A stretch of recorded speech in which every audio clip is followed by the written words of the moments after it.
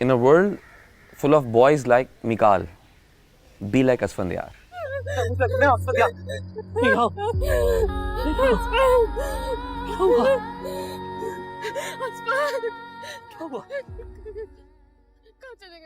दूसरी तरफ मिकाल एक और जनरेशन को रिप्रेजेंट कर रहा है, एक और क्लास को रिप्रेजेंट कर रहा है. ये वो क्लास है जिनके अंदर शायद ये स्किज़ोफ्रेनिया वाला इश्यूज नहीं है, because they know how to tackle them. इनके और इश्यूज हैं.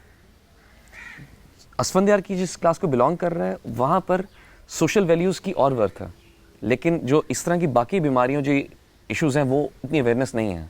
तो दो डिफरेंट क्लासेस को रिप्रेजेंट कर रहा है.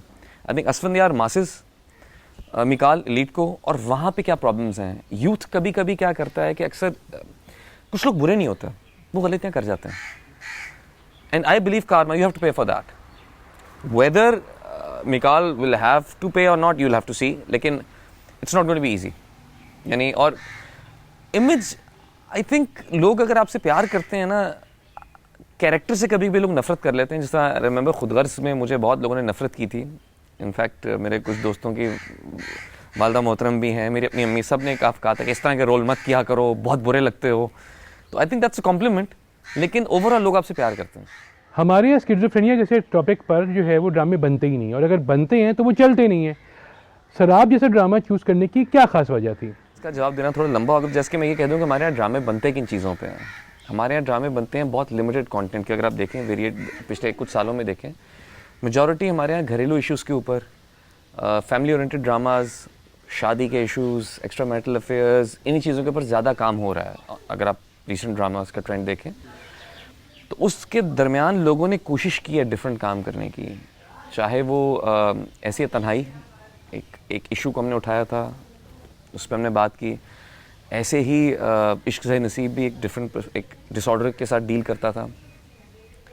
तो कहीं ना कहीं लोग कोशिश कर रहे हैं कि डिफरेंट कंटेंट करें, वो बहुत कम हो रहा है. तो एक जगह पे जहाँ पे कि 90% काम एक ख़ास पैटर्न का हो रहा हो, तो जब वहाँ पे आपको 10% एक को फ्रेश एयर मिलती है ना, कुछ डिफरेंट करने की कोशिश, तो एज एन एक्टर आप उसको ज़रूर चाहते हैं कि उसको चांस लें, and you should go for it कि आपको कुछ डिफरेंट करने का मौका मिलेगा. एंड अबव ऑल मैं हमेशा मानता हूँ कि you are also Spiderman fan. With great power comes great responsibility. तो अगर अल्लाह ताला ने हमें इज़्ज़त दी है कि लोग हमारी चीज़ों को देखते हैं, पसंद करते हैं, फॉलो करते हैं, तो हमें कोशिश करनी चाहिए कि जहाँ हम हर तरह की ऑडियंस के लिए ड्रामा बना रहे हैं, मसाला आई थिंक ओरिएंटेड ड्रामा भी बनता है, कॉमेडी भी होती है, हर तरह के ड्रामे होते हैं, तो कहीं ना कहीं हमें कुछ अच्छा मैसेज भी उनको डिलीवर करना चाहिए. और सेकेंडली, बचपन से हमेशा सुनते ना, कहानियाँ सुनते थे हम, तो सबसे अच्छा सबक वही याद रहता है जो आपको किसी कहानी के थ्रू सुनाया जाए. आपको स्कूलों में बचपन में कहानियाँ सुनते थे कि आप सबको खुश नहीं रख सकते, यानी नेकी कर दरिया में डाल, ये सब कहानियाँ बचपन में सुनते थे, लेकिन किसी कहानी के थ्रू एंड में हमें सबक मिलता था.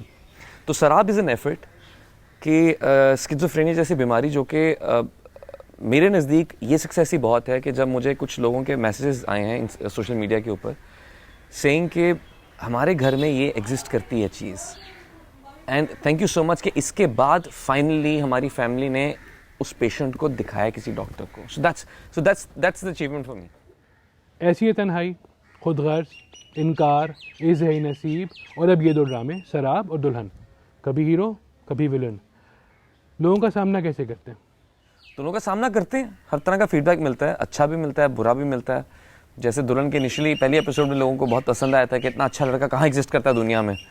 दोस्तों ने भी कहा कि नहीं ऐसे कहाँ होता है. तो जब उसे सेकंड एपिसोड में अपना वो असल रंग दिखाया तो उन्होंने कहा हाँ ऐसा होता है, जो इतना बुरा होता है वो शुरू में इतना मीठा बनता है.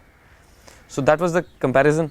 सो आई थिंक हमारे यहाँ जिस तरह की ऑडियंस है, मासेस भी हैं, आपकी डिफरेंट क्लासेस हैं जो टीवी देखती हैं, कुछ बहुत ज़्यादा देखते हैं, कुछ बहुत कम देखते हैं, तो आपको सब ऑडियंस को कैटर करना चाहिए.